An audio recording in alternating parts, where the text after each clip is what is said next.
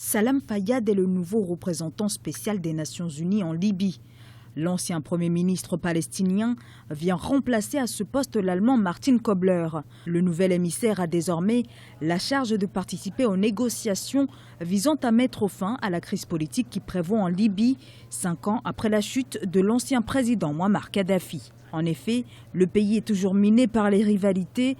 Les principales forces politiques ne parviennent toujours pas à s'accorder sur la gouvernance du pays. La crise libyenne a besoin d'une personnalité vraiment d'une grande expérience et il faut que cette personnalité doit être neutre.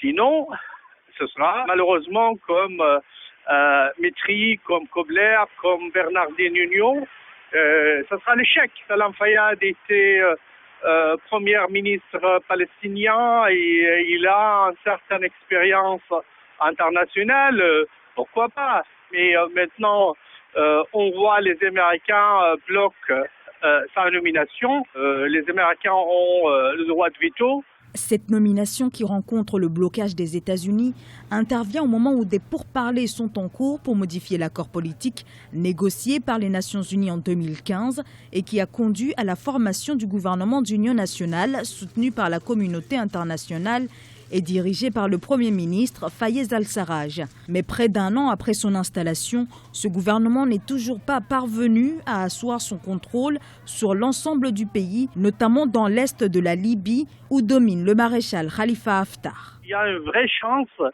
d'aboutir d'une solution à ce problème-là. Mais le problème, c'est l'intervention extérieure qui mène obstacle aux efforts de trouver une solution avec la modification de l'accord de Skhirat.